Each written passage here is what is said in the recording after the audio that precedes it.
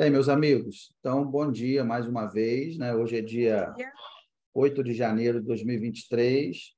Espero que vocês tenham tido uma passagem de ano aí maravilhosa, né? Com suas respectivas famílias. Eu tenho certeza que esse ano de 2023 será um ano maravilhoso para todos nós, será um ano da vitória, né? E, assim, a minha função aqui é o que eu sempre falo, né? O orientador, muita gente não entende muito bem o papel do orientador, né? Ô, Cristiano, bom dia. Assim, o papel do orientador é pavimentar o caminho de vocês, né? Para que vocês façam uma travessia tranquila, né?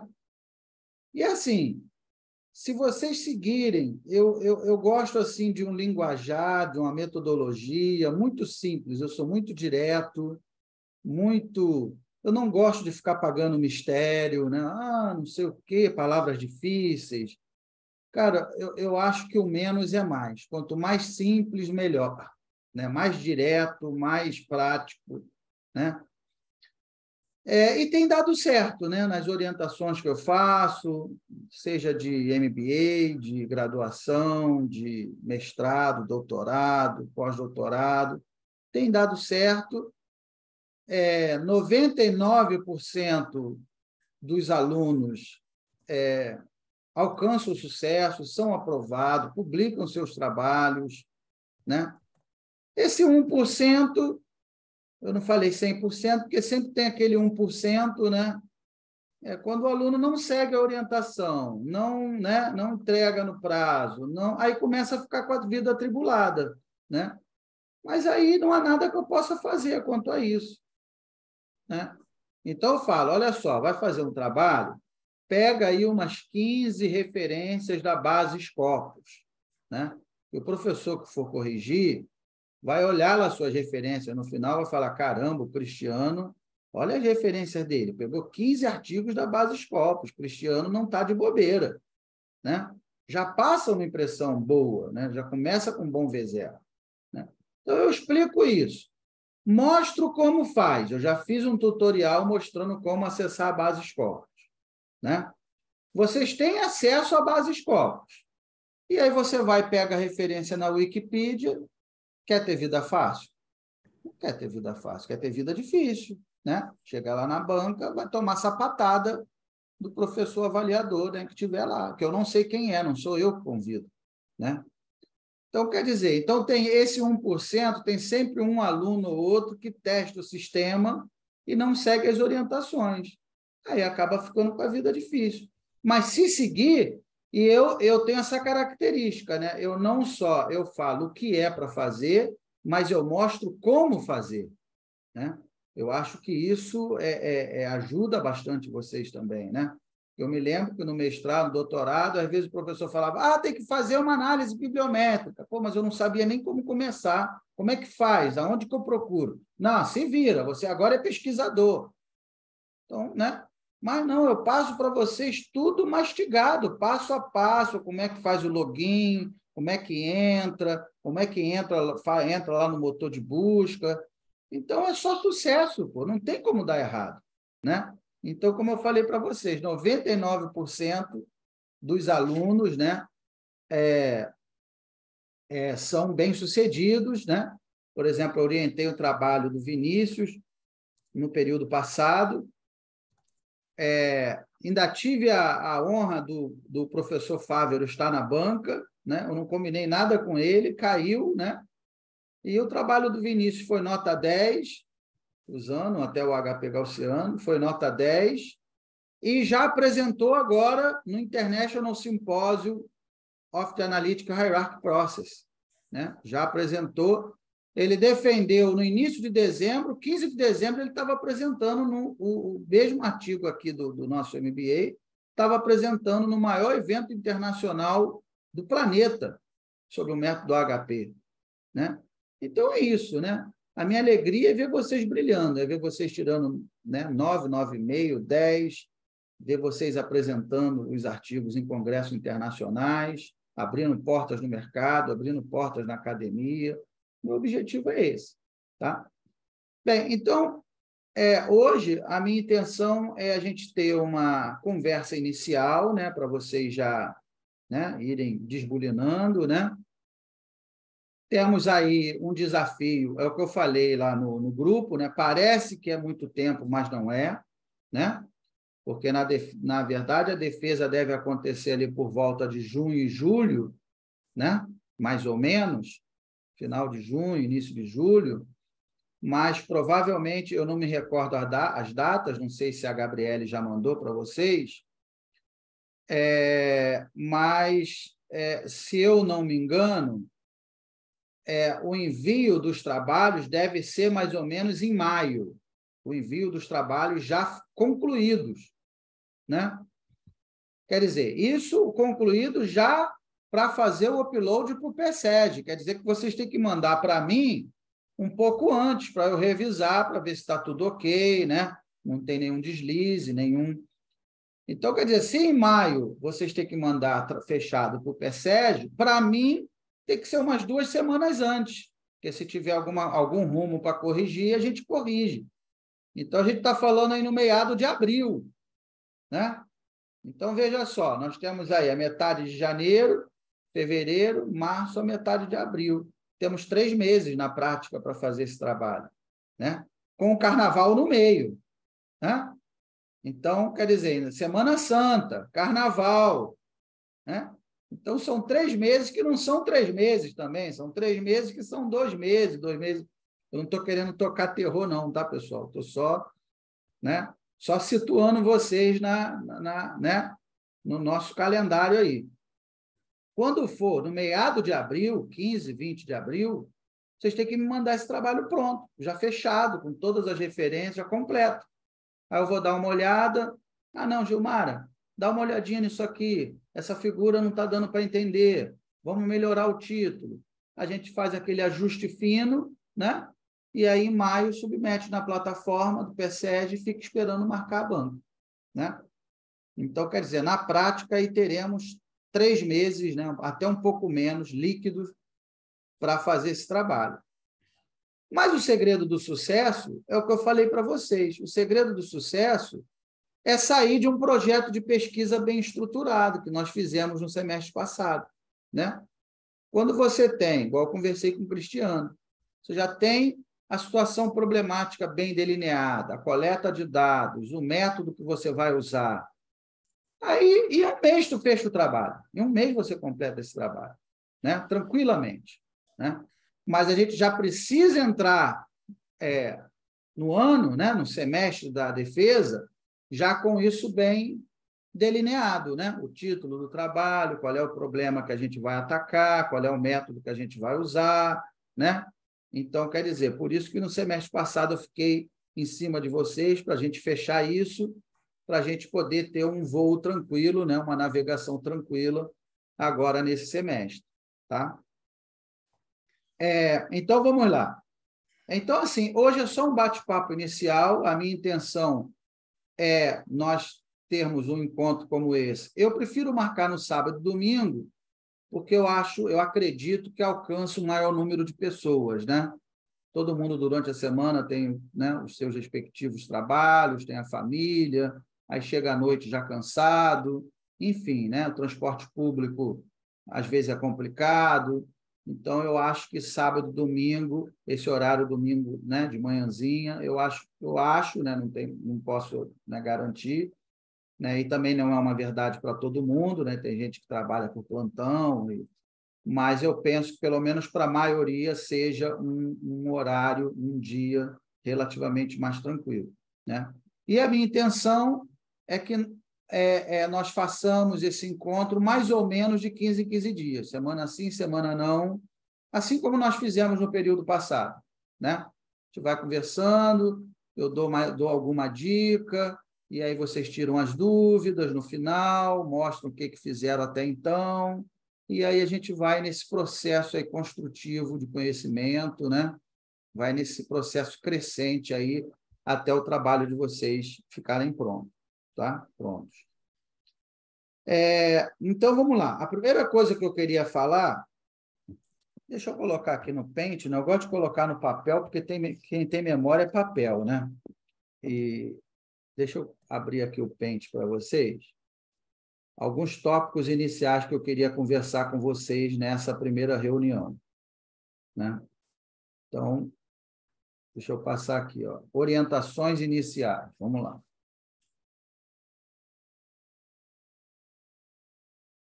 Orientações. E aí, no final, quem tiver alguma dúvida, eu abro e a gente, né? A gente conversa. Orientações iniciais.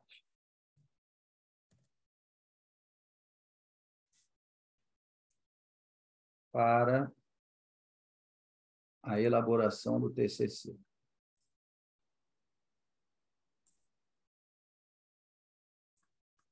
Do TCC. Aqui, defesa em junho, julho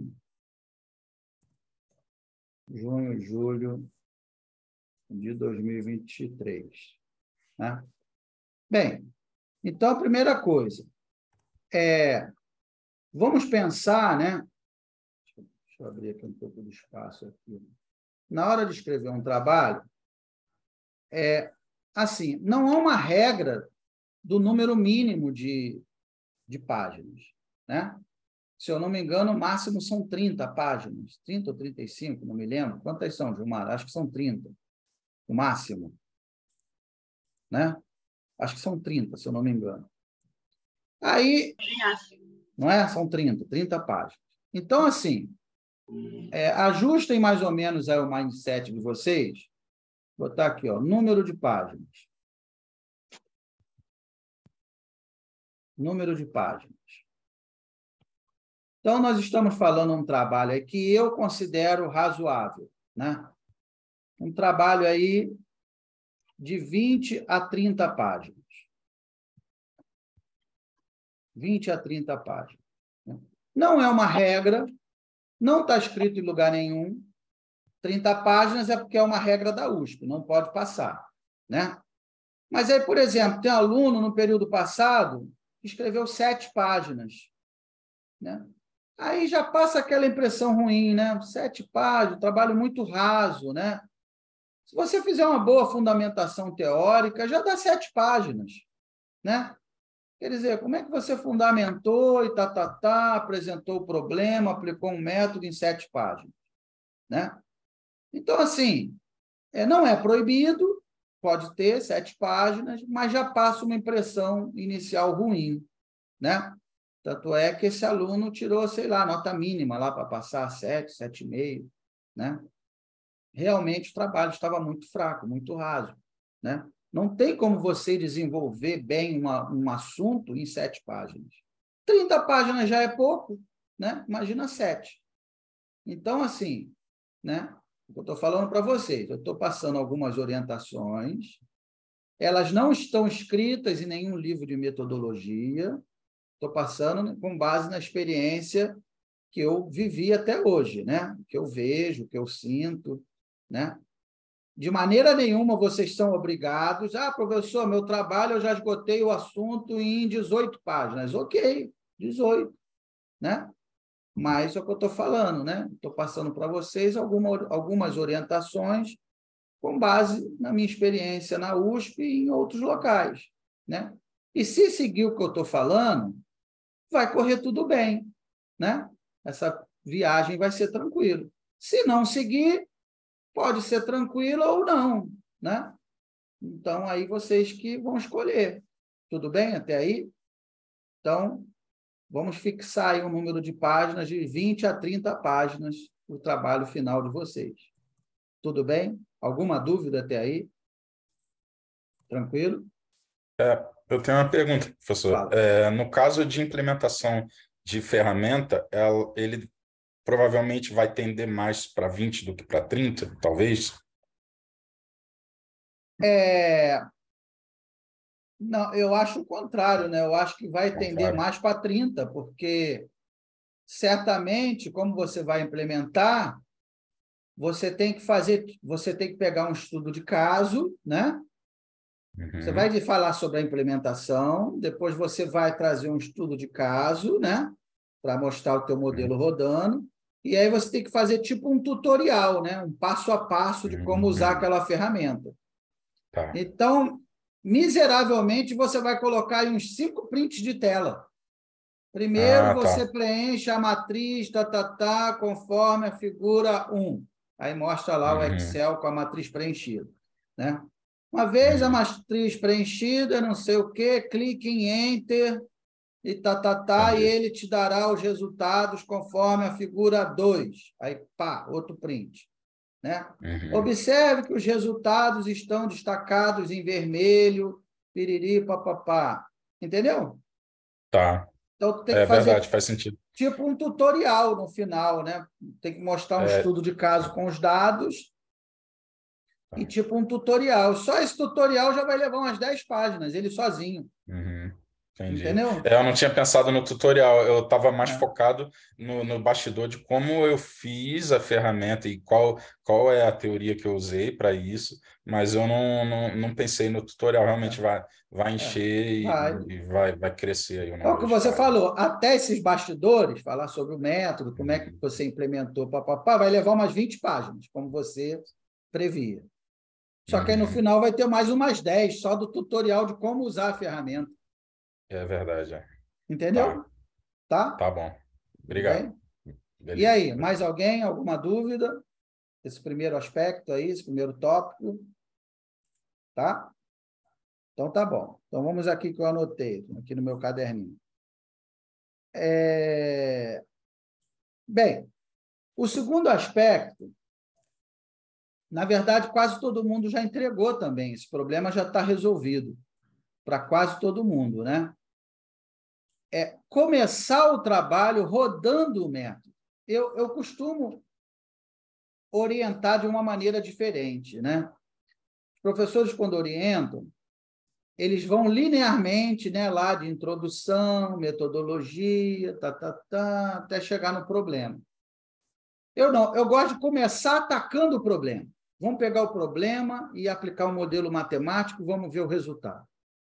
Saiu o resultado? São os resultados preliminares que vocês mandaram, né? Saiu o resultado, quer dizer que vai dar tudo certo. Aí a gente começa a escrever o trabalho lá da introdução, porque eu já sei que o resultado vai dar certo, né? No início, quando eu comecei a orientar, de vez em quando aconteciam umas catástrofes, né? Por exemplo, eu orientei um aluno chamado Daniel, que ele foi fazer um trabalho de previsão de demanda, né?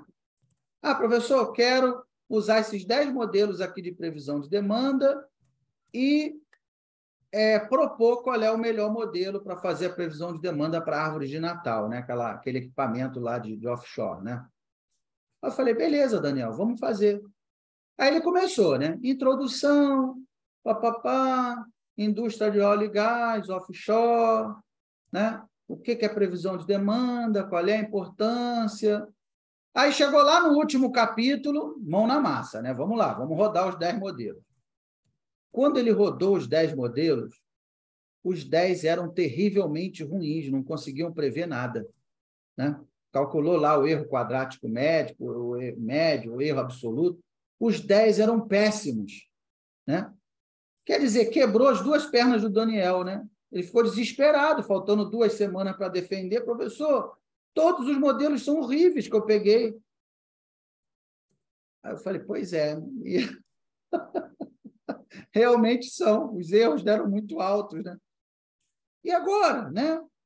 Eu falei, não, espera aí. A questão é que com a experiência, né, a gente aprende a contornar esses óbices, né? Falei, não, Daniel, vamos lá. Então, o teu título, né? Teu objetivo. Então, vamos mudar o objetivo do trabalho. Ao invés de ser propor um modelo para previsão de demanda, né, para a indústria offshore, vamos colocar pesquisa exploratória de modelos de previsão de demanda na indústria offshore.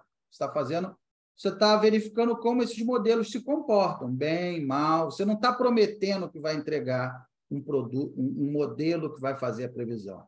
Você está dizendo que está fazendo uma pesquisa exploratória. E aí, a conclusão desse seu trabalho, a gente já sabe, é que esses 10 modelos não funcionam.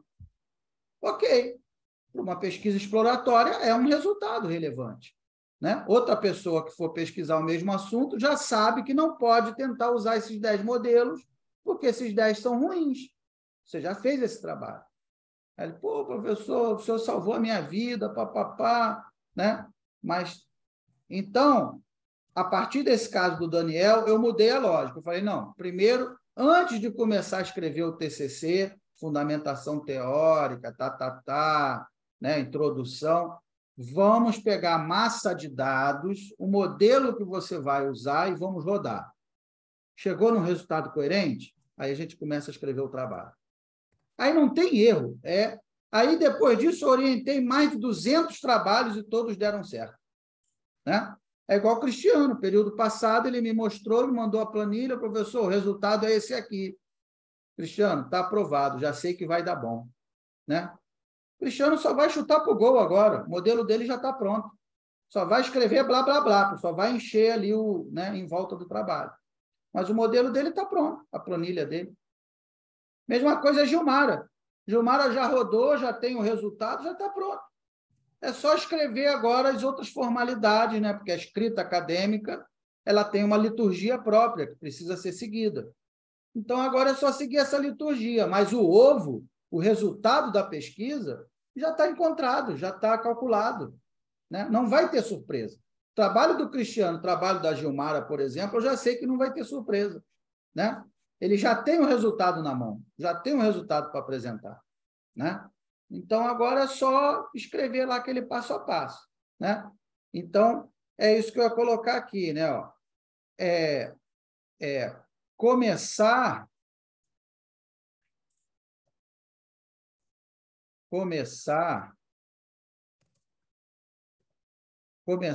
o TCC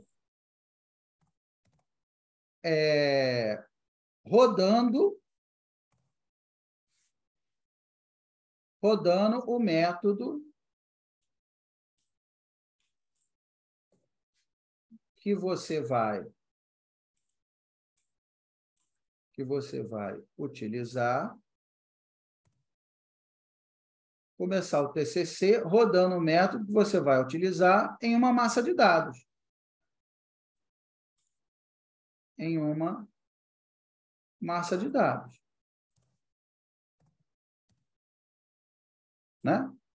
O que a gente quer com isso? A gente quer ver o resultado, né? Se você vai chegar num resultado crível, factível, né? Para não ser pego de surpresa. Ih, professor, o resultado foi horroroso. Né? Às vezes eu rodo um modelo de programação linear que é sem solução, é infeasible. Né? E aí? Eu já orientei trabalhos de programação de otimização, né? O aluno construiu o modelo, e aí o modelo não tem solução matemática, é infeasible. Opa, peraí, então vamos mudar enquanto há tempo, antes de começar o trabalho.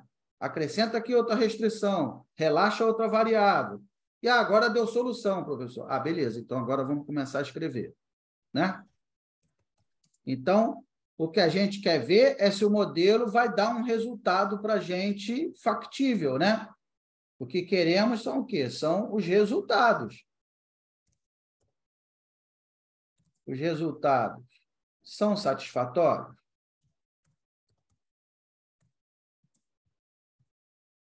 São satisfatórios? Sim ou não? Se são satisfatórios, a gente começa a escrever do zero. Introdução, fundamentação, metodologia. Né? É uma lógica meio maluca, né, que eu adotei, mas que tem dado certo. Né? Pelo menos há mais de 20 anos de academia, ninguém nunca me ensinou assim, começar rodando o modelo. Né? Mas, né, sei lá, eu criei essa lógica meio louca e tem dado certo. Né? É claro que, se você for fazer uma dissertação de mestrado, uma tese de doutorado, isso não dá certo. Né? Não dá certo por quê? Porque numa tese de doutorado, você tem que ter um estudo inédito. Né? Você tem que apresentar um modelo inédito, seu, uma equação matemática, um framework, um processo seu. Né? Então, depende, você precisa fazer muita pesquisa exploratória para você encontrar uma lacuna, algo que está faltando, algo que alguém não pensou, para você propor. Aí não tem jeito, aí não dá para fazer essa estratégia que eu utilizo com vocês. Mas aqui no nosso nível de MBA, aqui é só a aplicação de uma técnica, de um modelo aprendido durante o curso, né? É uma aplicação pura e simples, é pegar um problema e aplicar um modelo aprendido no curso. Então, por isso que dá certo esse macete que eu ensino para vocês. É pegar uma massa de dados, rodar o modelo e ver o resultado. O resultado deu coerente? Tá bom, é isso que a gente quer. Entendeu? Tranquilo? Alguém ficou com alguma dúvida com relação a isso? Eu tenho uma pergunta aí, pegando o bonde aí da questão aí do doutorado, né? E que no nosso caso a gente vai usar a ideia de outra pessoa. Eu me dei conta aqui, na hora de escrever o texto, que eu não estou com o artigo original do HP Gaussiano, Eu porque eu tenho, estou vou me te baseando mandar. por conteúdo. Eu Ah, tá. tenho, eu Porque te eu estou mando. me baseando pelo conteúdo das aulas, que para mim já foi mais do que suficiente para entender e implementar, mas na hora de Vou fazer te realmente mandar. ali. Vou te Eu mandar procurei vários lá, artigos. Vou te mandar eu vários procurei. artigos. Legal, legal, boa, porque eu procurei nas Scopus lá e eu estava achando realmente coisas que têm o seu nome, mas como orientador de outros trabalhos, mas eu queria a pedra matriz, né? O Vou te originalzão mandar. lá. Tá, Vou te tá. mandar. Vou te mandar o original e vários outros. Tá, Para beleza, você. obrigadão. Que aí vai Num ficar. trabalho, num trabalho acadêmico, está proposto, está previsto você utilizar também notas de aula, né? Mas eu não gosto. Eu não gosto. Pode colocar? Está previsto? Está previsto. Né? Se você pegar um livro de metodologia científica, né? Porque, veja bem, quando você coloca. Porque essas ferramentas, né, esses recursos que a gente aprende em metodologia científica, a gente tem que saber usar. É que nem o APUD. Eu falo, não use o APUD nunca. Eu não gosto do APUD. Mas na outra aula eu vou conversar especificamente sobre isso com vocês. Né? Porque tem que saber usar, porque senão é um tiro no pé. Você acaba passando que é um aluno, um pesquisador preguiçoso, se você não souber usar o APUD. Então, a mesma coisa é a nota de aula. Você tem um professor que deu uma aula, ensinou um método, que ele não está publicado em lugar nenhum, é só aquela aula do professor, aí não tem jeito. Aí você, né, coloca lá Santos 2022. Aí lá no final, nas referências, notas de aula, né, do professor Marcos Santos em agosto de 2022. Porque não tem nada publicado sobre o que ele falou. Agora, se tem publicado, por que você vai usar o recurso de notas de aula como referência? Né? O trabalho está publicado sobre a aula que foi dada. Então, é só pegar lá o artigo de referência, entendeu? Eu vou te mandar o artigo. Tudo bem? Isso aí dificilmente deve acontecer, né? Porque o professor, se ele ainda não publicou, ele vai querer manter um certo ineditismo do trabalho dele para publicação, né? Exatamente. É o que eu estou te falando, não faz nem sentido, né? Porque se ele começa a dar aula de um negócio que não foi publicado, Daqui a alguém pouco vai alguém lá e vai publica. publicar. Exato. É. Então, assim, não faz nem muito sentido. Eu não uso nunca notas de aula. Se está publicado, eu referencio e acabou. Se não está publicado, eu vou buscar outra referência de outro cara, né? E fim de papo. Entendeu? Tá? Então, essa é a segunda Professor, questão. Oi, fala. primeiro, bom dia. O que a gente precisa entregar nesses resultados preliminares, então, que são solicitados, são esses resultados do tópico 2, Na o verdade, algoritmo rodado esses e pronto. resultados já passou, né? Acho que foi em novembro, né, essa entrega. Não, novembro foi o projeto de pesquisa, né? Os Isso resultados mesmo. vão ser ainda. Não, é que eu estou orientando duas turmas, é isso mesmo. Foi o projeto de pesquisa. Isso. Os resultados preliminares são eles, vocês vão ter que entregar, né? Agora. Isso, é a próxima Né? etapa. Resultados preliminares é isso. É você pegar uma massa de dados, pegar o método que você vai utilizar, rodar e ver o resultado. Isso que são os resultados preliminares. Né? Eu acho, se Perfeito. eu não me engano, Sem tirar muita conclusão sobre, então, sem tirar muita só... conclusão. Por isso que diz que são resultados preliminares, né? Porque você ainda vai fazer uma análise em cima desses resultados. Perfeito. Entendeu? Eu acho que eu Sim, conversei professor, até obrigado. sobre isso com o Flávio também, né? O Flávio ainda está aí? Tá, o Maída. Eu acho que foi ele que me mandou os resultados. Eu falei, não, Flávio, é isso mesmo. É só resultado e tal, né? Tá bom para entregar. Ô, professor, Fala. bom dia a todo mundo, pessoal. Assim, no meu caso do simulador, né, eu já tenho o meu projeto ali, né, pré-montado. Então, quando a gente fala aí de resultados preliminares, seria, sei lá, as imagens, umas descrições ali, né, do que Isso. aconteceu, documentando um pouco O o resultado que o processo, simulador né? te dá, né?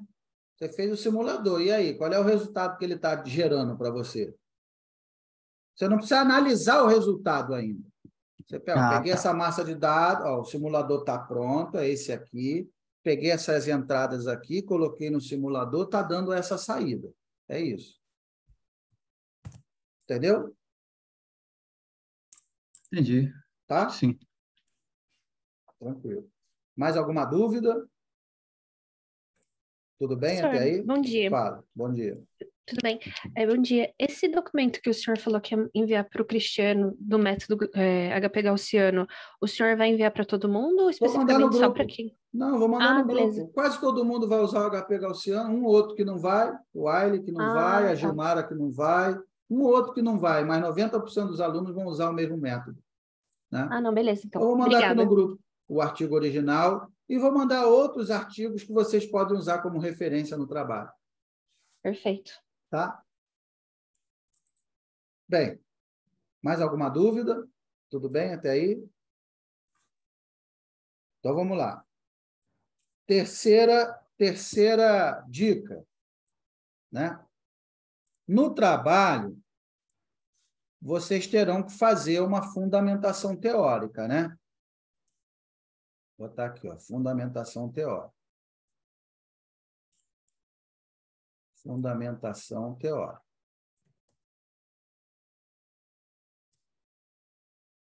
Né? Então, fundamentação teórica. Já falamos aqui no número de páginas, já falamos aqui, começar o TCC rodando lá o método, né? Você vai usar, são os resultados preliminares, né? Isso aqui vai gerar aqui os resultados preliminares. Preliminares.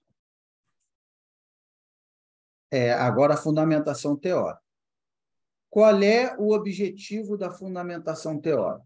O objetivo é você mostrar que você está utilizando um método consagrado na literatura, que não é uma maluquice da sua cabeça.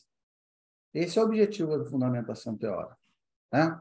Lá na frente, né, na hora que você for analisar lá o estudo de caso, que você aplicou o método, eu vou aplicar, a Ana Clara vai lá, vou aplicar o método AHP e HP Gaussiano e vou comparar os resultados dos dois métodos. Aí o leitor fala assim, pô, mas peraí, de onde a Ana Clara tirou essa história de método HP e método HP Gaussiano? Esse método existe? Quem criou? Criou quando? As pessoas utilizam, né? Então, você tem que explicar para o leitor de onde que aquele método veio. Então, essa é a função da fundamentação teórica. Você vai buscar, né, alguns materiais na literatura, aí você vai dizer que Thomas Saat criou o método HP em 1977, aí vai colocar lá uma citação do artigo de Thomas Saat, aí você vai dizer que depois ele publicou um livro de 1980, que também é muito referenciado, aí depois você vai dizer que Marcos dos Santos criou o método HP Gaussiano em 2021, foi publicado no International Journal of Analytic Hierarchy Process. Então, você vai conduzindo o raciocínio do leitor. Então, quando o leitor ele vê essa fundamentação, ele já sabe, opa, a Ana Clara vai usar o método HP no trabalho dela. Né? Ao ler a fundamentação teórica, ele já sabe que o que vem pela frente é uma aplicação em cima do método HP. Né? E o mesmo vale para todas as outras áreas. Né? Gilmara vai fazer simulação, o Aile vai fazer simulação também. Então, né, se na fundamentação teórica ele está falando sobre simulação, é porque na hora de rodar um estudo de caso, vem simulação por aí. Né? Entenderam? E aí, qual é a dica que eu dou?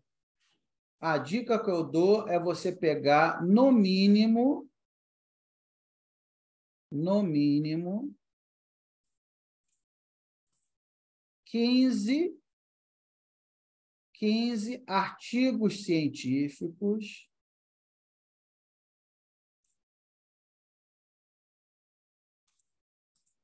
na base Scopus.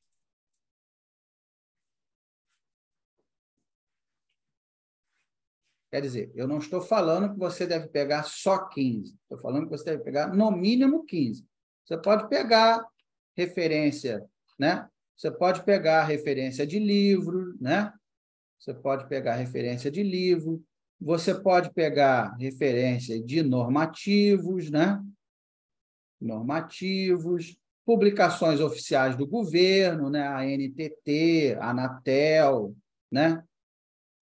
Isso tudo você pode pegar, mas, além disso, no mínimo 15 artigos científicos na base Scopus, né? Que são referências científicas, né? Que passaram pelo processo de Double Blind Review. Então, isso dá sustentação, dá robustez para o seu trabalho, né? E aí, primeira observação, todos vocês, com a matrícula da USP, têm acesso à base Scopus, né? Nós já vimos isso no período passado. Quem não souber como acessar, a Gilmara já passou um bizu no período passado. Pode chamar aí a Gilmara, que ela vai ter. A Gilmara é meu abraço direito, né? Então, quem tiver alguma dúvida, ela já viu lá como é que vocês pegam o login, se cadastram. Então, todos vocês aqui do MBA têm acesso à base Scopus, porque essa base ela não é aberta para o público em geral. Tem que ter o convênio da universidade, e a universidade paga lá alguns milhões para ter acesso a essa base, né? Então, aqui, ó, todos os alunos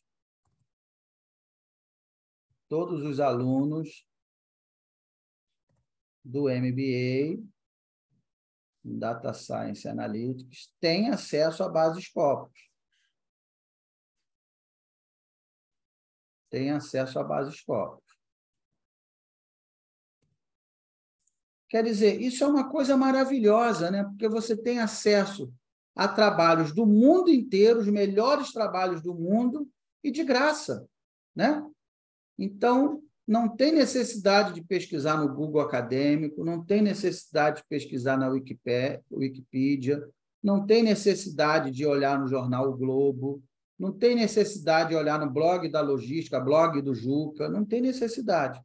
Vocês têm acesso à melhor base científica, ao melhor repositório, um dos melhores repositórios científicos do mundo, né? Então, é lá que vocês têm que buscar. Aí, além desses 15 artigos, falando sobre o método HP gaussiano, vocês podem referenciar também livros, né? Normativos, artigos de congresso, eu vou até mandar alguns para vocês, artigos de congressos, né? Pode colocar também, né? Mas, além desses, os 15 lá da base Scopus. Então, vocês têm acesso e observação 2. Eu vou mandar um tutorial para vocês. Eu já gravei um vídeo, passo a passo, explicando como acessar a base Scopus, como colocar lá a palavra lá no motor de busca, como baixar o artigo. Já tem um tutorial que eu explico isso passo a passo, tá? Então, eu vou enviar aqui um link, né? Eu tenho aqui um vídeo explicando passo a passo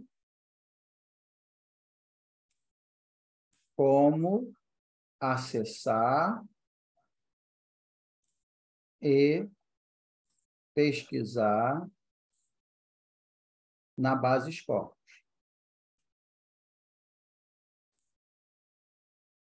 Então, isso é um trabalho que vocês já podem ir fazendo, né? Nós vamos marcar um próximo encontro daqui a 2 semanas. Então, nessas 2 semanas aí de intervalo, já é um trabalho que vocês podem ir fazendo, buscando esses 15 artigos, né? Salva lá numa pastinha de vocês, no computador, já deixa lá, ó, já sei que eu vou referenciar esses 15 artigos, que tem a ver com o meu tema, tá? Já deixa lá guardadinho, né, os 15, e já é o suficiente. Tudo bem até aí? Alguém tem alguma dúvida? Beleza, sim. Meio óbvia a pergunta, mas se o artigo das Scopus ele também foi para um congresso, eu considero nessa contagem das Scopus aí, certo? Bem, E esse congresso que você diz é algum que não foi para a base Scopus. normalmente pode acontecer, mas normalmente eles são excludentes, né? Normalmente o de congresso não está na base Scopus, né? Porque, por exemplo, especificamente no seu caso, né? O primeiro artigo que surgiu, o HP Gaussiano, é o de 2021, que eu fiz, que deu origem ao método. E aí, depois desse artigo que deu origem ao método, aí eu comecei a fazer vários outros artigos de congresso. Entendeu? Então, esse artigo especificamente, que está na base Scopus, ele não está em congresso nenhum. O que está em congresso foram artigos depois, tem até alguns antes que eu testei e foi aprovado em congresso, né? Eu acho que das aeronaves foi em 2021, foi no mesmo ano, né? Mas não é o artigo que eu botei na base Scopus, foi um, depois do de congresso são outros, entendeu? Então, dificilmente vai acontecer de ser o mesmo artigo. Tá. Normalmente são excludentes. Entendeu? Beleza. Tá? O que mais? Mais alguma dúvida? Tranquilo até aí? Vocês estão muito quietos, hein? Ou está todo mundo entendendo tudo, ou ninguém está entendendo nada. Vamos lá. Tá tranquilo, tá tranquilo. Tá? Tranquilo, prof. Explica tão bem que eu estou entendendo tudo. Pois é o que eu falo, eu gosto de falar linguajar simples, direto. Quantas páginas tem que ter, professor? 20. Quantos artigos da base Scopus? 15. Eu já acabo com o teu problema, né? Porque eu odiava quando eu ia falar com o professor, né? Professor, quantas referências? Aí depende da sua pesquisa. Pode ser 5, pode ser 100, pode ser 200. Vai depender da pesquisa. Aí tu fala, pô, o cara, ao invés de te ajudar, te atrapalhou, porque se pode ser de 5 a 200, né? Fala, não, 15. Coloca 15 que vai dar certo. Pronto, já Sai resolvi. com mais dúvida ainda. Você sai com mais dúvida do que você chegou, pô, né? Professor, quantas páginas? Não, às vezes pode ser pouca, às vezes com 7 páginas você explica tudo que tem que explicar, mas é bom que seja 30. Fala, pô, mas peraí, então não, já te dou um número que você tem que, né? Já te dou uma conta de chegada. Bem, outra questão importante também. Deixa eu subir aqui. 4. Cuidado com, já vou avisar logo na primeira reunião, cuidado com o plágio, com a similaridade, né? Cuidado com a similaridade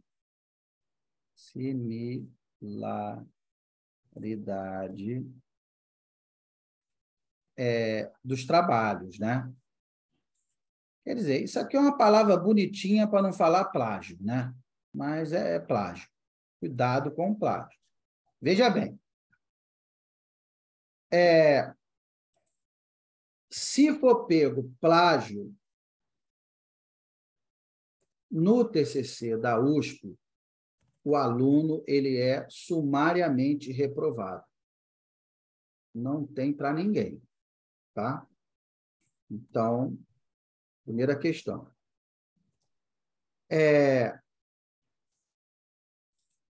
Certa similaridade. E assim, há alguns anos, você ia lá, pegava um livro na biblioteca, um livro antigo, copiava um trecho ou outro, e era muito difícil de ser pego, porque, né? Como é que é adivinhar que você pegou um livro lá de 1900 e copiou? Então, de vez em quando, na maioria das vezes, era um golpe que dava certo. Hoje em dia é impossível. É impossível você copiar alguma coisa e não ser pego, né? Existem softwares e a USP utiliza um deles. Específicos para isso. Eu vou mandar um vídeo para vocês também, que eu gravei com o meu grupo de pesquisa, falando sobre esses softwares. Cara, é um negócio assim surreal. Porque, antigamente, o que eu fazia? 10 anos atrás, né? Quando eu orientava TCC, eu abria o trabalho do aluno no Word e ia fazendo uma amostragem, pegava um parágrafo no Word e jogava no Google para ver se ele achava, né? E ia fazendo esse trabalho assim meio manualmente. Hoje em dia, eu pego o seu TCC completo, PDF, não preciso nem abrir ele. Eu arrasto ele para dentro do software, arrastar e soltar. O software, ele roda lá um algoritmo de inteligência artificial, ele me dá os trechos que você copiou, de onde você copiou, me dá o endereço. Eu clico no endereço, abre, rachurado em vermelho, o parágrafo que você copiou no site e no teu documento, né? E, no final, me dá a porcentagem total que foi copiada.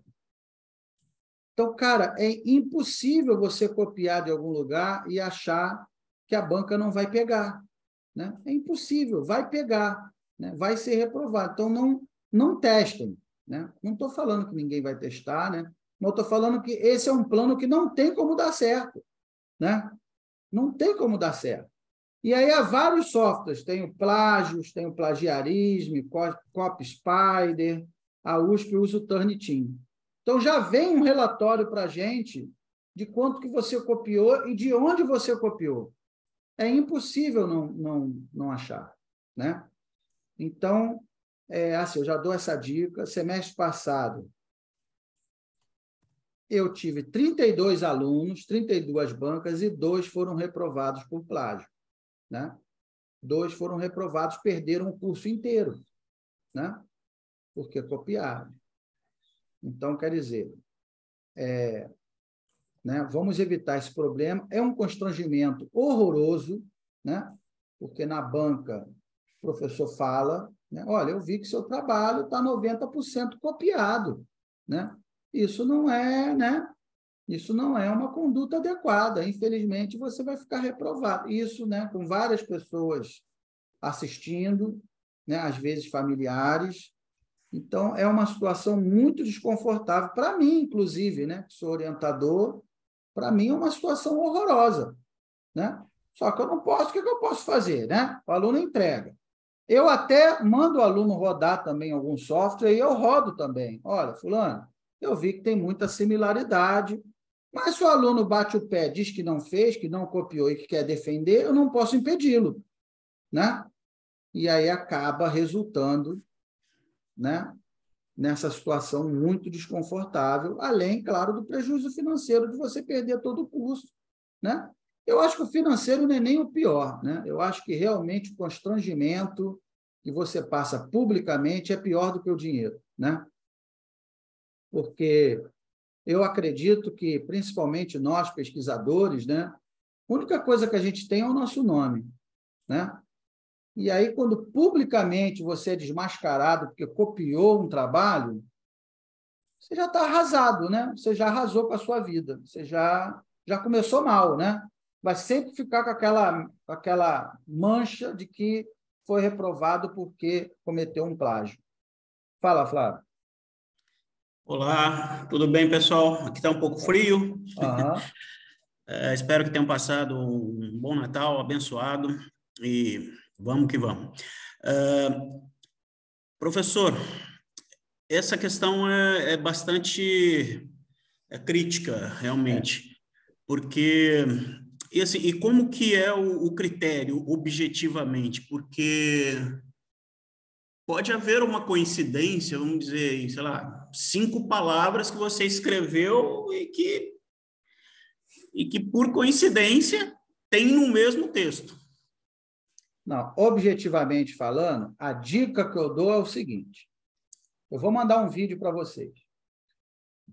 Porque é o que você falou, você está corretíssimo, Flávio. Sempre vai bater... Até porque na hora de fazer a fundamentação teórica, você vai pegar lá aqueles 15 artigos que eu falei.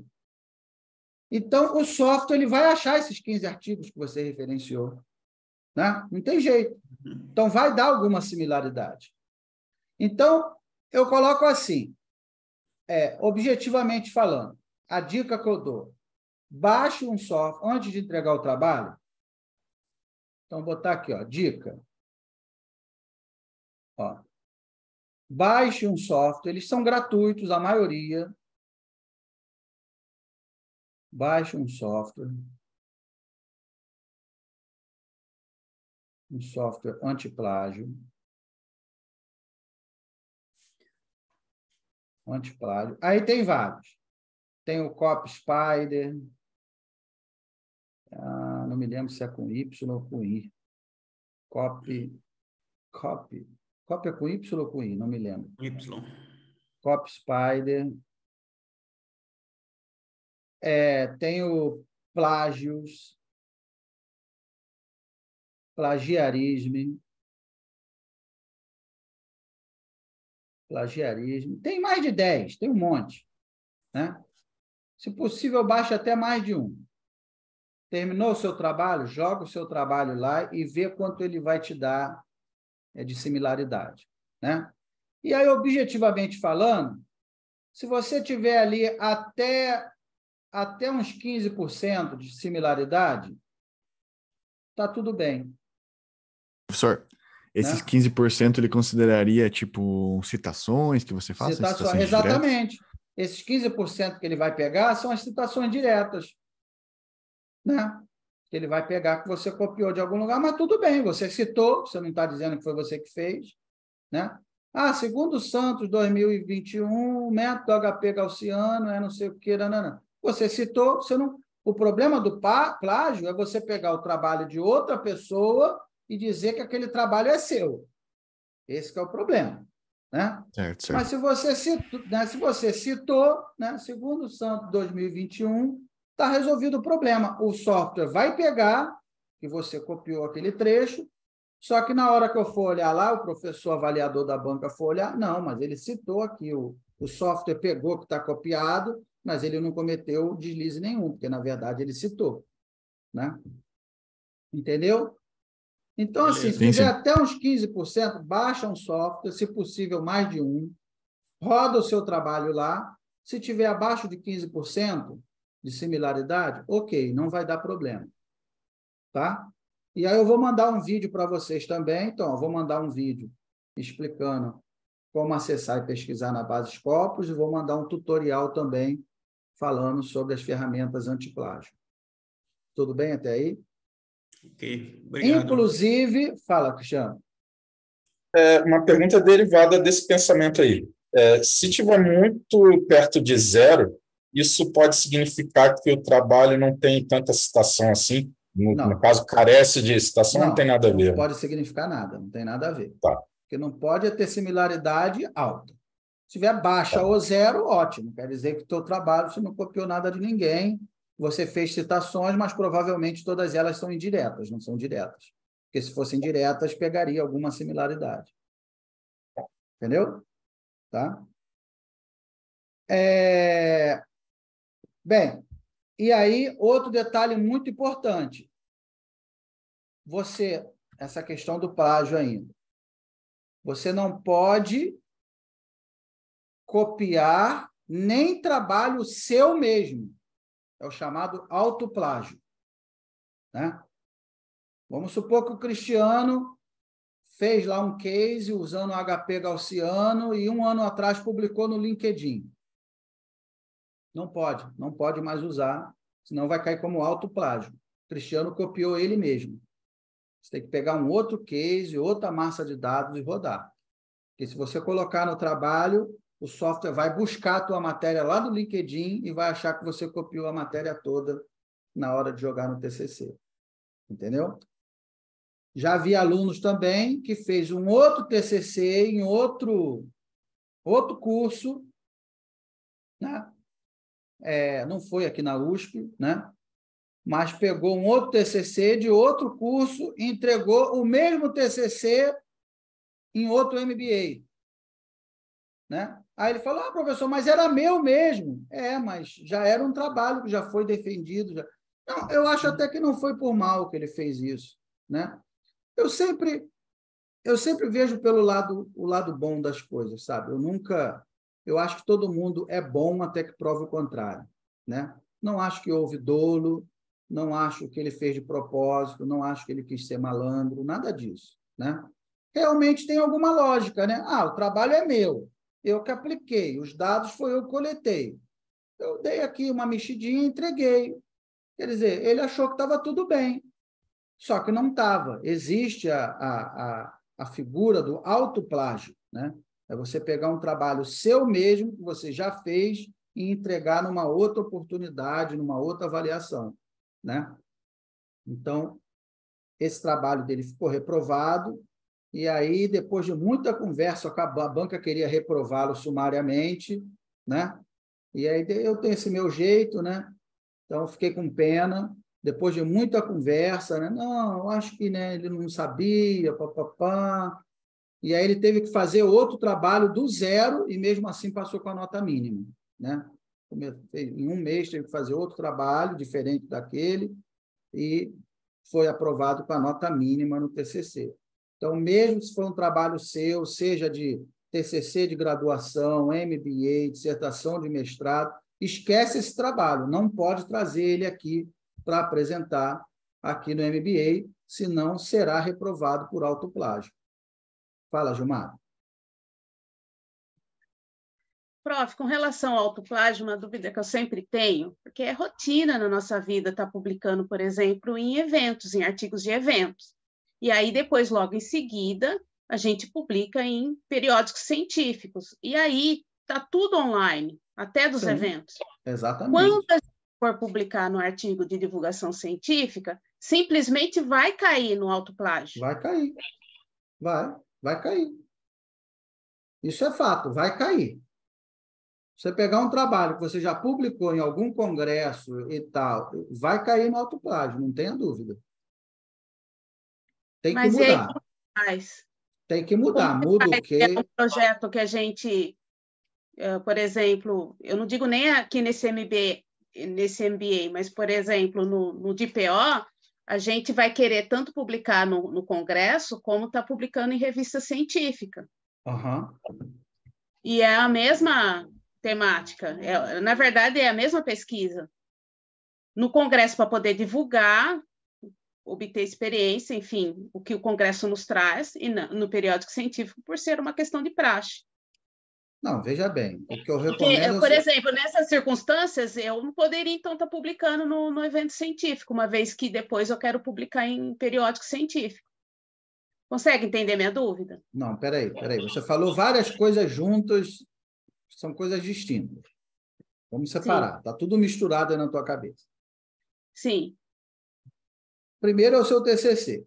Então, vamos supor, você tem lá um congresso de Data Science ou Simpósio Brasileiro de Pesquisa Operacional. Você não pode apresentar esse trabalho que você está fazendo no TCC, não pode apresentar no SBPO antes de você defender o seu TCC. Porque se você apresentar lá, esse trabalho vai entrar nos proceedings, vai entrar nos anais do evento, e quando rodar o software antiplágio, vai pegar que você copiou de lá, copiou de você mesmo. Tá. Então, primeiro entregar o TCC, igual eu fiz com o Vinícius. Entregou o TCC, defendeu, tirou 10, na semana seguinte eu submeti para um congresso internacional. Mas primeiro... Mas aí que tá. Mas o TCC, eu quero também estar submetendo a periódico científico. Calma, mas aí é outro passo, mas aí é outra história. Mas isso aí vai cair em autoplágio com o TCC? Essa é a minha dúvida. Não, mas peraí, Gilmara. Peraí, olha a sequência lógica. Eu estou falando dentro de uma sequência. Primeiro vai ser o seu TCC. Aí você defende em junho. Aí, quando for em julho, agosto, a gente manda para um congresso. No Brasil, por exemplo. Aí, em agosto, você apresenta no congresso. Aí não vai cair em autoplágio, não tem problema nenhum, porque foi uma pesquisa que você fez, do teu TCC, da tua dissertação, que você foi apresentar no congresso. Ok. O que acontece? Aquela banca, aqueles professores, revisores, né, os reviews, eles fazem uma série de considerações em cima do seu artigo. Aí, o que eu faço com os meus alunos que querem publicar fora, em periódico? Eles pegam aquelas considerações dos professores, incluem no artigo original, adensam o artigo. Quer dizer que, ao considerar aquelas observações dos avaliadores, o trabalho já deixou de ser o mesmo. Aí a gente passa para o inglês, então observa, né?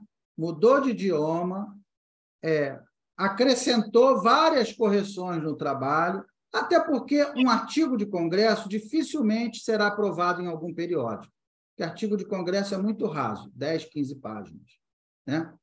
Artigo de congresso normalmente tem 12 páginas, 15 páginas, artigo de periódico normalmente tem 30, 40 páginas. Então, não tem o menor risco de ser o mesmo trabalho, porque, né? Por exemplo, eu apresentei ano passado no SBPO, meu artigo tinha 12 páginas.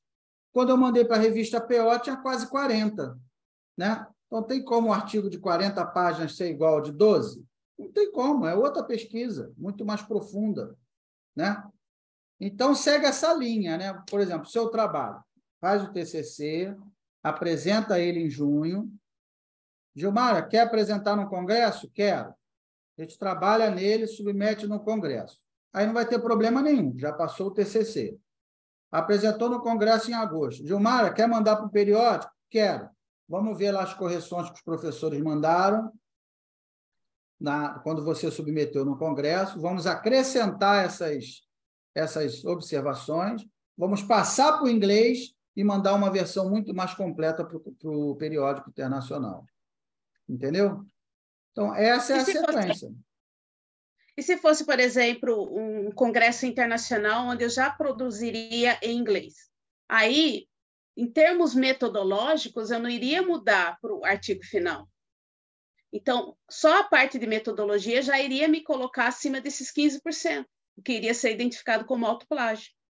Não, mas bem, sei lá, né?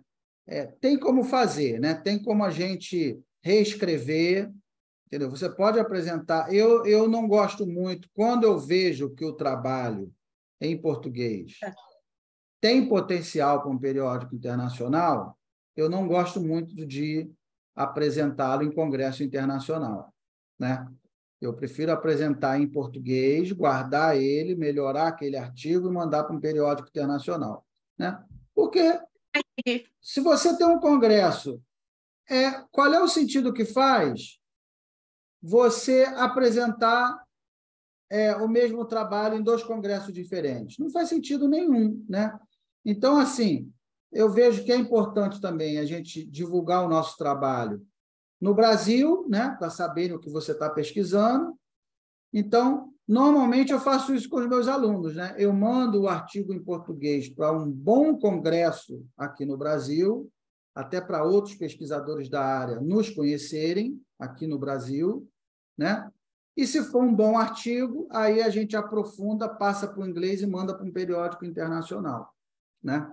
Normalmente eu faço isso com os meus alunos. Eu evito mandar para congresso internacional. Mas tudo depende, aí depende de caso a caso, a gente tem que conversar, né? Porque, por exemplo, para mim, o congresso que mais me interessa, na minha área, é o IFOS dos Estados Unidos e o European Conference of Operational Research. Só que tanto o IFOS quanto o Euro, a apresentação não é de full paper, é só um abstract, né? Então, tranquilo. Então, não me gera esse problema. Eu mando um abstract para o Euro, é publicado, o aluno apresenta um congresso internacional, apresenta lá o método, o que... Nos anais do evento, nos proceedings, só sai o abstract, mas na apresentação o aluno pode apresentar a pesquisa toda, se ele tiver os resultados, Mas o que conta é o que saiu no abstract, então não gera esse problema, né?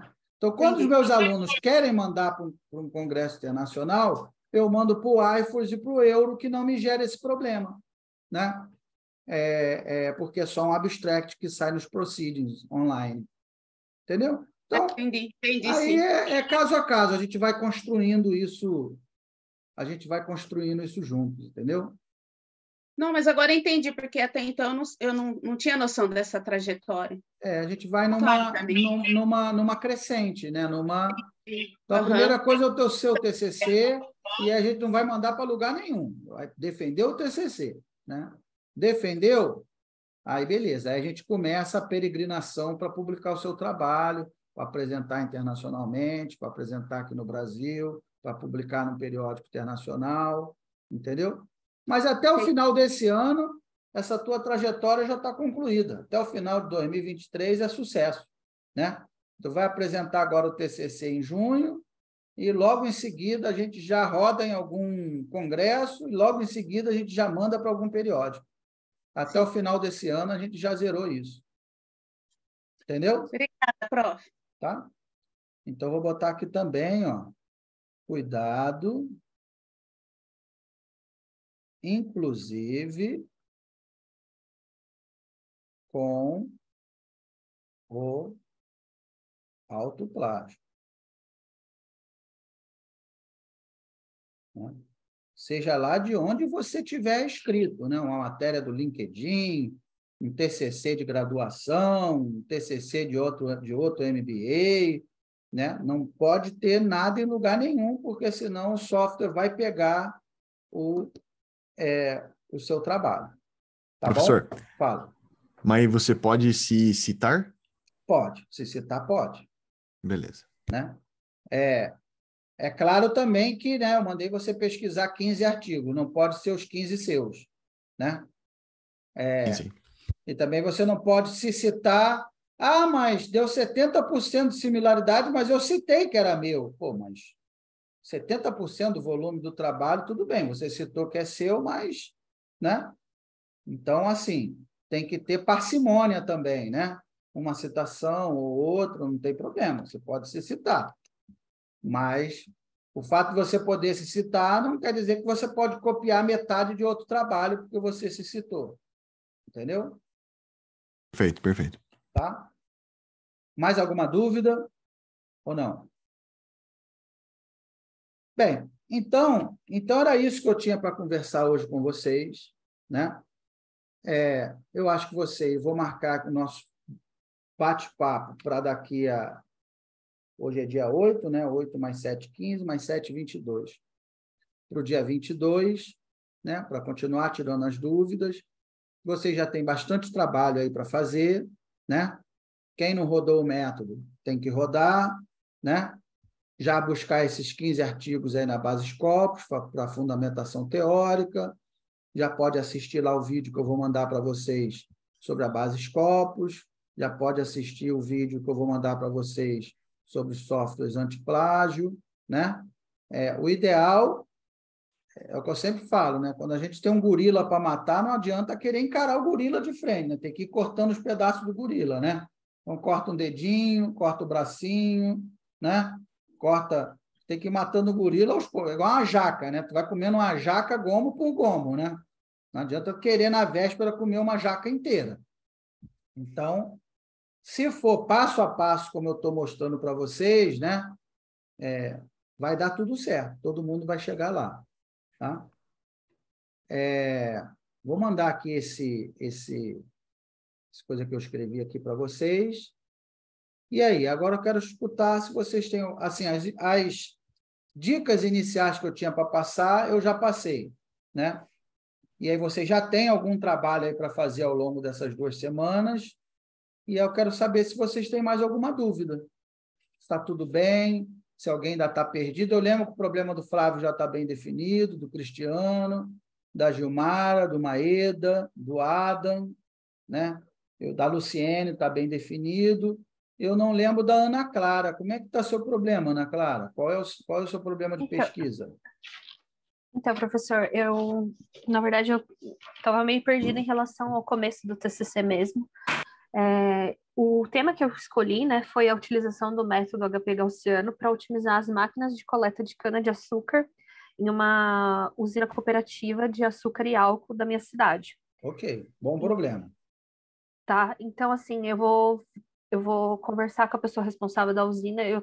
Como eu não sabia se eu podia fazer esse tema ou não, eu estava na dúvida de fazer o levantamento. Como o senhor já falou Bom tá problema. ok, eu já consigo falar com a pessoa, vou fazer o levantamento das informações, né, dos veículos, a quantidade de coleta, o tempo, o translado, enfim, e aplicar no método. Tá. Porque eu estava bem perdida no sentido, como que eu vou começar sabendo se eu nem sei se eu vou conseguir aplicar o método, mas aí com a orientação de hoje Pois é, eu por já isso que eu consegui entender falei o que eu tenho que fazer. que a gente começa rodando o método e vendo os resultados, para ver se vai dar a samba, É, né? é, A primeira não, coisa que você precisa é a matriz de decisão. tá, O que é a matriz de decisão? Nas linhas, as alternativas e nas colunas, os critérios. tá bom. Então, é isso. Então, no seu problema especificamente, qual é a decisão que você tem para tomar? É para selecionar o quê?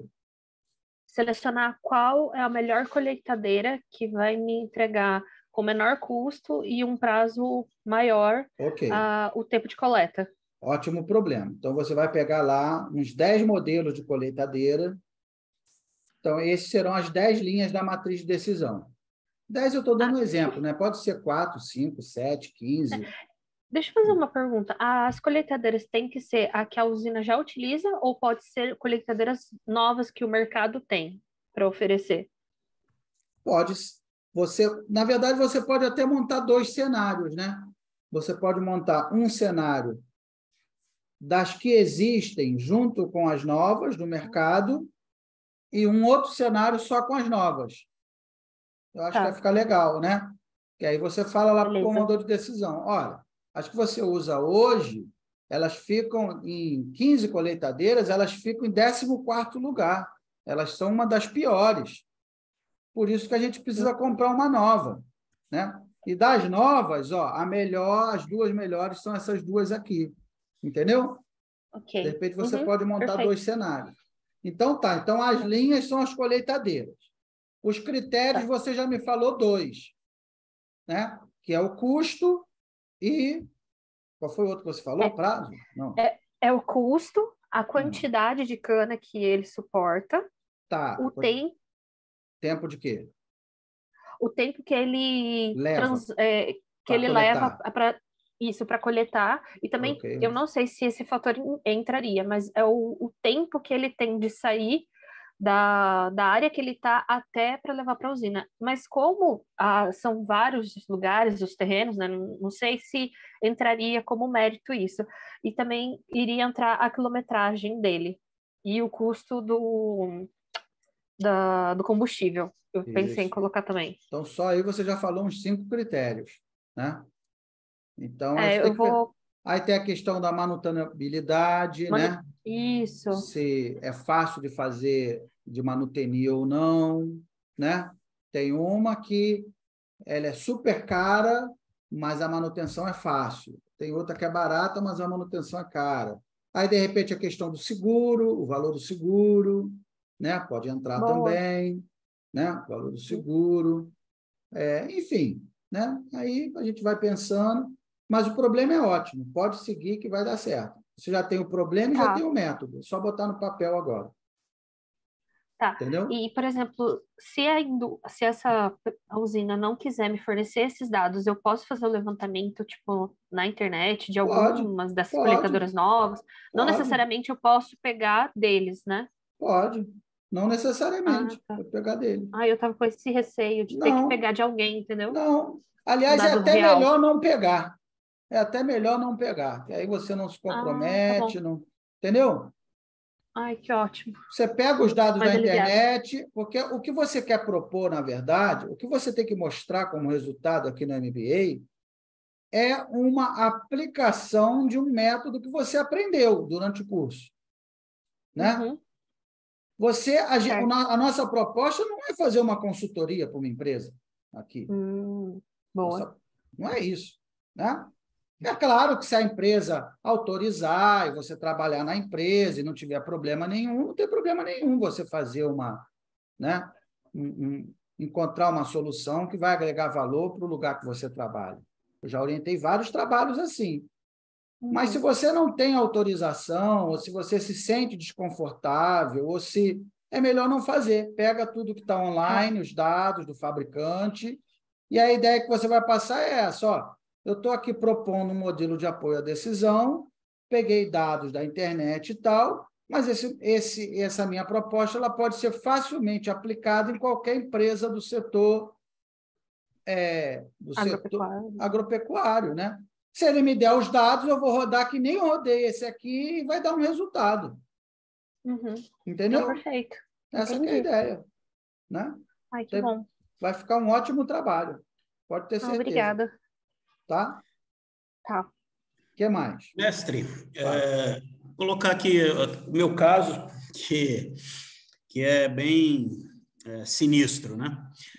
Eu fiz um projeto que o mestre mesmo falou que estava bom, e eu acho que estava mesmo, mas esse projeto foi muito baseado numa empresa que eu vim trabalhar aqui em Portugal. E eu saí dessa empresa. Uhum. E não tem mais como eu fazer isso daí. Não tem, eu acredito, não tem como eu pegar na internet os dados que eu pegaria. Então, você vai ter que buscar outro problema.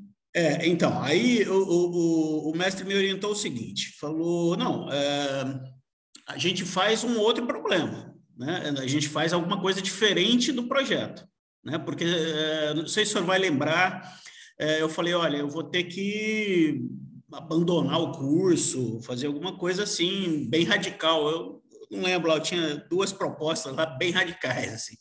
E o professor falou, não, calma. Aliás, eu preciso agradecer e parabenizar esse seu estilo, assim, que realmente... Opa, calma lá. Porque eu falo isso até com a minha mulher, né? Às vezes minha mulher, não tem problema, não sei o quê, a geladeira pifou. Eu falo, cara, você está focada no problema, vamos pensar na solução, né? Eu fico sempre muito focado na solução, né? Como é que a gente pode resolver? Vamos resolver, né? Então, mas aí fala. Bom, então, aí no momento, eu estou lost in space. Portanto, se o professor tiver algum assunto que deseja detalhar, esmiuçar, Já pensei um aqui. O senhor pode me passar e eu faço. Já pensei. Como é que foi esse seu processo de mudança para Portugal? Você pesquisou. Você pesquisou.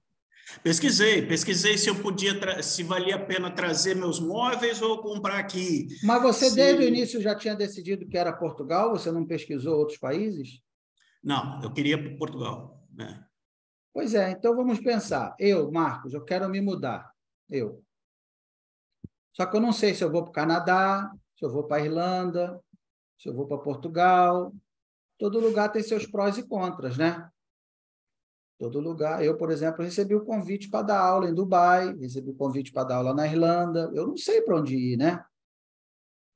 E aí, como é que eu chego a uma conclusão assim relativamente bem fundamentada, né? Um apoio à decisão? Não. Tal lugar é um bom lugar para eu viver com a minha família, para eu ir trabalhar. Já temos aí um problema, né? Então, um profissional deseja sair do Brasil, ter uma experiência internacional, e aí elencou possíveis países, né? Canadá, Irlanda, Portugal, Inglaterra, né? Aí, enfim, né? Também não precisa botar todos os países do mundo, né? Mas, assim, pode fazer uma pesquisa prévia de onde, assim, os 10 maiores destinos de brasileiros, os brasileiros mais vão, né? E aí, quais são os critérios relevantes para a maioria das pessoas? A gente pode fazer essa pesquisa online também. Segurança pública, oportunidade de trabalho, saúde pública, educação, possibilidade de progresso na carreira, educação, salário médio, salário, exatamente, IDH, né? O IDH da cidade, existem vários critérios objetivos. Rodou no HP Gaussiano, vai sair o melhor país. Ô, Flávio, se você quiser, professor, licença, isso é um ótimo exemplo. Inclusive, eu até pensei, o professor falando agora, eu pensei em aplicar isso na minha vida. Por quê? Hoje, eu estou morando em São Paulo, mas a minha cidade natal é Ourinhos, no interior, e eu trabalho 3 vezes da semana em São Paulo, porém, eu a empresa deixou eu ficar de home office porque eu tô grávida, só que eu tô num impasse. Eu volto para minha cidade natal ou eu fico aqui em São Paulo? Então, eu estou colocando tudo isso na ponta do lápis para ver qual que é o melhor custo, qualidade de vida, os benefícios, o que eu vou ganhar, o que eu vou perder. Aí, Então, HP assim, Gaussiano, a matemática vai te dizer qual é a melhor decisão. Se você quiser, eu posso dar um exemplo para você. Claro. Então, eu queria exatamente passar para os colegas também essa mesma solicitação que eu fiz para o mestre, que é o seguinte: se tem alguma coisa que você quer estudar e não tem braço para fazer, pode me passar e eu faço o trabalho baseado nisso, porque, como eu falei, eu agora não tenho paixão nenhuma, não morro de amores por nenhum assunto. Eu acabei de te passar o problema. Acabei de te passar o problema. Foi legal. Isso. Acabei de te passar o problema. É só coletar os dados e rodar o método. Entendeu? Agora, se você não quiser fazer esse e tal, a gente pensa em outro. Eu acho que também é uma coisa interessante você pensar o seguinte, que é meu caso agora, né? Eu estou procurando emprego. Então, poxa, qual é um bom emprego para aceitar, né? Pode. O que você deve procurar, que critério você deve usar quando você vai escolher uma empresa, se você vai realmente valorizar aquela empresa, enfim, talvez isso aí dá para fazer um ranking, né? Dá para fazer. Interessante. Dá. Então, já temos 2 problemas diferentes, já temos, na verdade, 3, né? 3. Da Ana Clara, já temos 3 problemas diferentes. Então, o seu problema está resolvido. O seu problema, na verdade, não existe. Acabou o seu problema. Tá bom. Porque, assim, o que eu queria colocar é que, muitas vezes, o professor tem várias pesquisas sendo feitas, né, num ambiente acadêmico. Então, se tivesse alguma que o senhor estivesse precisando de mão de obra, é isso que eu estou oferecendo. Mas, se não, tudo bem. A gente vai fazer é outra coisa assim. também. Se você quiser fazer parte do nosso grupo de pesquisa, aprender outros métodos, você pode participar também. Não estou te cortando, não. Né? Professor, eu queria aprender outros métodos. Agora mesmo, acabou de sair hoje o resultado. Usei um método chamado aspas, que ele junta um modelo aditivo, um modelo multiplicativo. Acabou de ser aceito hoje na Suíça. Está sendo publicado agora o paper lá. Né? Então, se você quiser entrar na pesquisa, pesquisar novos métodos, novas aplicações, você pode entrar, não tem problema nenhum. O grupo de pesquisa operacional lá que tem no YouTube? Tem, exatamente, na Casa da Pesquisa Operacional. Entendeu? Se você quiser fazer parte, a gente pode pesquisar também. Não Sim. Então, como que eu faria isso daí? Eu entro em contato e... Você entra em contato comigo e aí começa a participar dos encontros, né?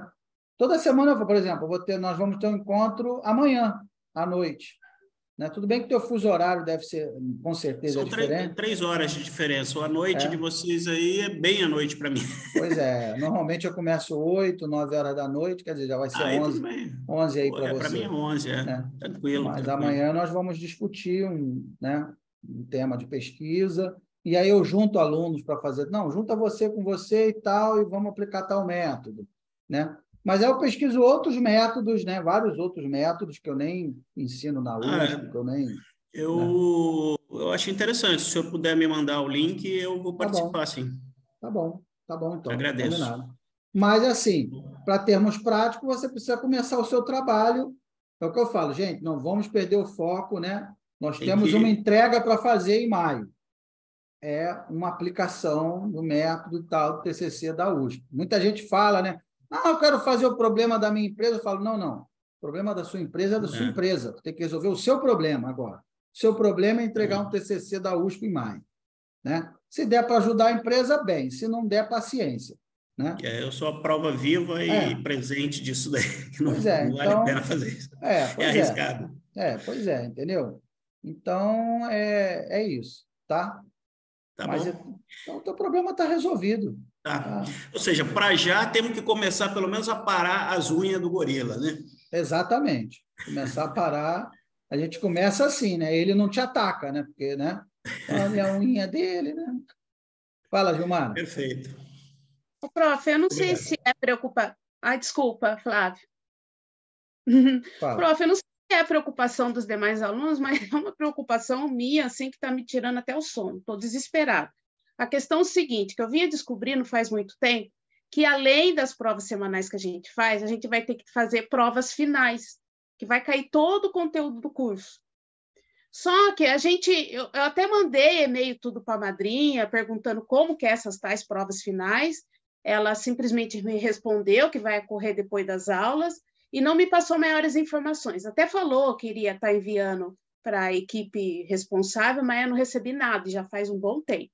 Uhum. O prof sabe mais ou menos como que são essas provas finais? Porque, olha, pensa bem, a gente tem que entregar esses resultados parciais logo no início de fevereiro. E logo em seguida a gente já vai ter que entregar todo o TCC. Então, entre esses resultados parciais e esse TCC, vai ter com certeza as provas finais. Uhum. Vai ter. Não faço a menor ideia de como vai ser, nem... Geralmente, os alunos do prof, desse MBA, eles comentam alguma coisa no sentido Não. de ser difícil ou fácil? Bem, as questões devem ser similares às questões que você já viu nas provas. Porque, assim, quando, por exemplo, eu dei o módulo, né, de otimização, né, e dei o módulo do método HP. Eu tenho que preparar a aula, nesse aspecto, a USP é muito, muito bem organizada. Eu preparo as aulas, mando para ele o PowerPoint para passar por uma avaliação, né, na equipe pedagógica lá, e de cada aula que eu dou, de cada noite, eu tenho que elaborar 15 questões. Marcos, né? Então, se eu não me engano, eu dei 3 aulas de otimização e uma do método HP. Então, eu mandei 60 questões para ele. Né? Mandei 15 questões da primeira aula, 15 da segunda, 15 da terceira e 15 do método HP. Né? Então, naturalmente, assim, pode repetir questões ou não. Né? Mas as questões que eles vão cobrar, por exemplo, quando cair lá o método HP, são essas questões que eu mandei, eu mesmo fiz. Então, vai seguir a mesma linha das questões que vocês já fizeram ao final do módulo. Vocês não fizeram lá do método HP? As questões? Quem fez o módulo comigo? Né? Sim, fizemos, mas o que me preocupa é a quantidade de disciplinas que a gente teve. Eu não sei. As provas finais. Não sei te dizer nada quanto a isso. Né? Entendeu? Enfim, tudo bem. Conversar lá com a madrinha, mandar um e-mail para o Fábio, sei lá, né? Para clarear isso. Tá? Quem mais? Até seguindo a orientação do mestre aí, não perca o sono por causa disso. Espero o negócio eu não chegar. sei os outros professores, né? Eu falo por mim. Todas as questões, sem furar nenhuma, todas as questões estão ipsilíteres nos slides que eu passei na aula. Não tem surpresa. Né? Não tem. Então, tem lá, quem criou o método HP? Thomas Saat, 1987. A escala fundamental de Saat vai até quanto? De 1 a 9? De 1 a 30? De 1 a 50? De menos 4 a 10? Se você olhar, a escala fundamental de Saat é de 1 a 9. Né? O índice a razão de consistência tem que ser maior que 50%, menor que 30%. Se você olhar lá o slide, vai dizer lá que tem que ser menor do que 10%, a razão de consistência. Então, assim, eu falo por mim, né? As questões que eu mandei, eu monto primeiro a aula em PowerPoint e na hora de montar as questões eu vou passando slide por slide, vou vendo de onde eu posso tirar uma pergunta que realmente vai agregar alguma coisa, né? Então, no meu módulo não tem surpresa, está tudo lá, se der uma lidinha nos slides, estudou para a prova. Então, professor, para a prova final não significa que vão ser outras perguntas, provavelmente são as que o senhor já mandou nas aulas. Só como eu mandei. É uma junção de todas. Como eu falei, eu mandei 60 ao todo, né? A prova tem quantas questões? Então, pode ser que repita ou não, né? Não, perfeito, entendi. Entendeu? Olha, Ana Clara, não está claro isso. Eu também pensei inicialmente que iria se tirar as questões para a prova final dessas questões de todas essas aulas que a gente teve, mas não está claro isso. Não Porque tá claro, tem um momento que você vai ter que fazer a dissertativa, que não é de múltipla escolha. Isso não é, por exemplo, nem essa semanal que a gente tem 3 possibilidades de fazer a prova. Não funciona desse jeito. Olha, tem uma outra forma. Vale a pena você mandar um e-mail para tirar essa dúvida, Gilmara, mas eu mandei para a madrinha, ela não responde, ela não informa. As questões que eu mandei foram todas de múltipla escolha. Para mim, não faz sentido alguém elaborar uma questão discursiva sobre o meu conteúdo. Se essa questão existir, eu que deveria ter feito essa questão, elaborado essa questão, e eu não fiz. Ninguém me pediu questão discursiva, a não ser que ainda vão pedir, né? Não sei. Mas quando eu montei os 2 módulos, eu mandei todas as questões de múltipla escolha. Não mandei nenhuma questão discursiva. Estou falando do meu módulo, né?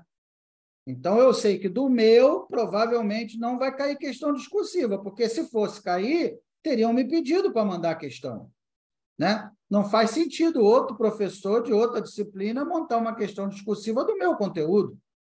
Entendeu? Então... Tem uma lógica. Tem uma lógica, né? Se fosse cair questão de... não, Gilmar, eu mandei 60 questões de múltipla escolha e 10 questões discursivas. Em algum momento, pode ser que eles vão cobrar discursiva, né? Mas eu, no meu módulo, não mandei nenhuma discursiva. Eu penso assim, que se tiver alguma, né, de escrever, assim, eu acredito que vai ser mais assim, tipo, o que faz, bem genérica, entendeu? Pode ser, qual é a importância do cientista de dados, o que o cientista de dados faz e tal, qual é a diferença de um modelo analítico para um modelo conceitual. Pode ser assim, uma pergunta, mas não específica, não sei, né? Genérica. Entendeu? Mas, Gilmara, onde você viu que é discursiva? Eu sempre achei que ela era múltipla escolha. Eu não lembro de ter visto que é discursiva. No WhatsApp do grupo. Teve uma pessoa em particular que entrou em contato com alguém que já tinha feito, e aí passou as informações para a gente. Aí, logo em seguida, eu entrei em contato com a madrinha para estar sabendo melhor a respeito de como que é essa prova. Porque a gente não tem essa informação no manual do aluno. E aí, o que ela me respondeu é o seguinte, a prova vai ser depois que terminar as aulas, eu vou ver se eu direciono a sua pergunta para alguém especializado dessa área. Só que esse alguém já faz mais de meses que eu enviei e não me respondeu. O grupo é o grupo do Discord ou do WhatsApp? Do WhatsApp. Grupos do WhatsApp. A gente tem um grupo bem grande e bem ativo no Discord. Muito mais, por exemplo, do que o grupo que eu participo no WhatsApp. E o do WhatsApp mesmo é bem morto, assim, até se puder me mandar um convite para esse grupo seu aí, parece que ele é mais vivo. O meu grupo de WhatsApp que eu estou lá é morto, mas o do Discord é várias interações por dia. Mas eu vou submeter essa questão lá.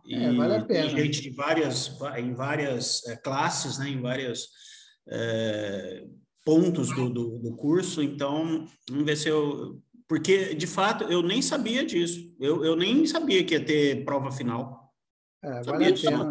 A prova final. Gilmara. Eu também fiquei sabendo agora há pouco tempo. Mas eu Gilmara, acho que... Eu não sei quanto tempo você mandou... Desculpa, Ana. Eu não sei quanto tempo você mandou, Gilmara, mas o PSET estava em recesso também, né? Daí eu não sei eu mandei bem antes do recesso. Bem antes. Ô, Flávio, lá no Discord já falaram sobre essa prova. Aí, por isso que eu tô achando estranho terem falado... Ela tá falando agora que é discursiva, até ela já conversou comigo sobre isso. Mas eu lembro que o pessoal falou alguma coisa sobre isso, alguém conversou com outras pessoas que já estão mais velhas no curso, e pelo que eu entendi, eram as mesmas questões, só que, tipo assim, né, eles escolhem vai embaralhar e colocar algumas questões lá, já que a gente já mandou. Exatamente. Isso. Por isso que eu não estou preocupada por conta disso, porque eu falei assim, se você pegou e tentou, mesmo você tirando 10, se você tentou fazer todas as alternativas, ou juntando com todo mundo, você vai ter acesso a todas as perguntas. Você estuda em cima além do material, você estudando as perguntas, eu acho que fica mais tranquilo. Mas agora ela me preocupou falando dessa questão de discursiva, mas eu acho muito difícil, porque vai ter que ter professor para caramba para corrigir discursiva, porque é muita gente. Muita gente.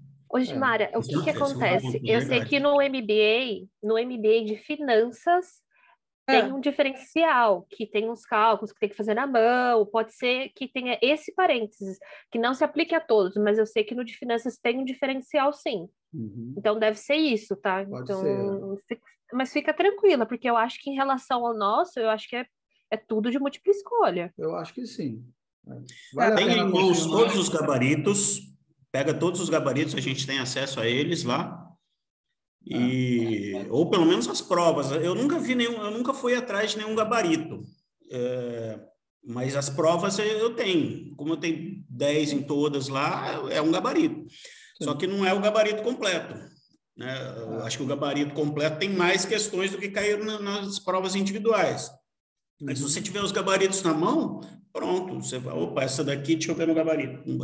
É fácil. E a dissertativa, se tiver uma ou duas dissertativas lá, eu acho que mais saber escrever direitinho, dar a sua opinião. Eu acho que não vai ter. As dissertativas geralmente não tem uma resposta exata, né? Eu acho que não vai ter. Não vai ter. É muita gente para corrigir. Tem esse ponto. Muitas questões. Tem como corrigir.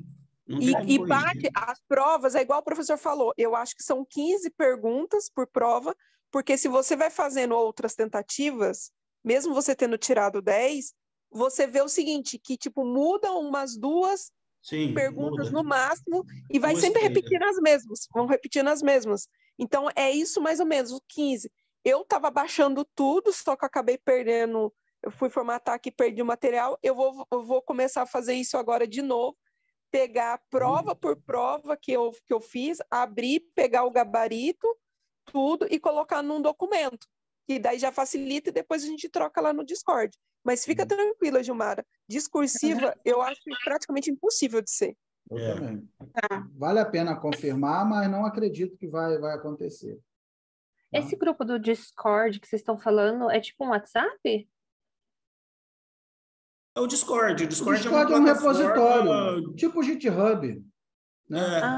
É um repositório. Ele coloca material lá, coloca aula, PDF, coloca tudo lá no Discord. E depois, se alguém tiver o link, pode me passar, por gentileza? E o do grupo do WhatsApp também? É que eu não tô. Manda aqui no grupo, quem quiser entrar, entra. Sim, a gente manda lá. O pessoal lá, como o Flávio falou, é bem ativo. O pessoal conversa lá sobre tudo, vagas de trabalho. O Discord é legal, O Discord é legal. Nossa, que legal. Tem vários canais lá dentro. E aí, tipo, o pessoal vai tirando dúvidas sobre várias coisas, principalmente sobre provas, como quando o pessoal não está muito a prova, se está difícil, se está fácil, ou conversar até mesmo sobre a qualidade do curso. O pessoal conversa bastante. O Discord é legal. Ai, que bacana. Tá. Então é isso, pessoal. Então, tá todo mundo tirou as dúvidas, todos os assuntos estão pacificados, está tudo bem? Sim. Tá? Professor, na verdade, eu preciso tirar uma dúvida, mas eu acho que é mais uma questão particular, assim, pessoal, por causa da minha situação. Que nem eu estou grávida e eu estou com a previsão para ganhar final de abril, começo de maio. Será que isso pode me impactar na questão de eu estar de licença? Eu não posso? Eu posso continuar o MBA? Eu acho que pode, né? Eu acho que pode. Mas aí vale a pena você mandar um e-mail, né, para a equipe do PSEG para ver como é que se você precisar, sei lá, eventualmente, não conseguir apresentar na data que eles fixarem. Então esse é o meu medo. Né? Não, sei lá, estou de resguardo, não vou conseguir apresentar em junho. Como é que eu faço para apresentar em agosto? Não sei, tem um trâmite lá burocrático que, vale a pena você mandar um e-mail para eles, mas com certeza vai ter uma... É o que eu falo, que eu estou falando com o Flávio, né? Vamos focar na solução, não no problema, né? Com certeza vai ter uma solução crível, uma solução que dê para a gente, né? Teve uma aluna que teve um problema de saúde agora na defesa, aí a última, eu acho que foi no dia 7, 8 de dezembro, aí eu acho que ela ficou doente, aí a equipe do PSEG me ligou, professor, o senhor pode no dia 23 de dezembro, uma coisa assim, 19 de dezembro. Eu falei, posso, vamos fazer. E aí ficou só ela, né, para depois. Mas foi uma questão de saúde também. Mas com certeza fica tranquila que tem uma solução. Tá? Ai, tá bom, obrigada. Tá bom, então. Tudo bem, então, pessoal? Então, nos encontraremos aí, hoje é dia 8, dia 15, dia 22. E aí eu vou perguntando um a um como é que está o trabalho, a gente vai comentando, vocês vão me mostrando. Eu queria ver, principalmente, no dia, já que vocês têm que entregar os resultados preliminares, né, em breve, eu queria já no dia 22, se vocês tiverem já calculado, eu queria ver o resultado preliminar de cada um. Rodou lá o método, o que o método deu de solução. Tá? Não é a solução final, não é a solução discutida, mas eu queria já, né, vocês, já que é uma entrega que vocês vão ter que fazer, então poder ajudar vocês nisso. Tá bom? Pro dia Beleza. 22. Tá? Combinado, então, pessoal. Bom domingo aí. Combinado, desejo que vocês tenham uma semana aí abençoada. Tá? Fiquem com Deus. Valeu, pessoal. Valeu, professor. Obrigada, prof. Tchau, pessoal. Obrigada. Até mais, pessoal. Valeu, pessoal. Bom domingo a todos aí. Valeu, professor. Tchau, tchau.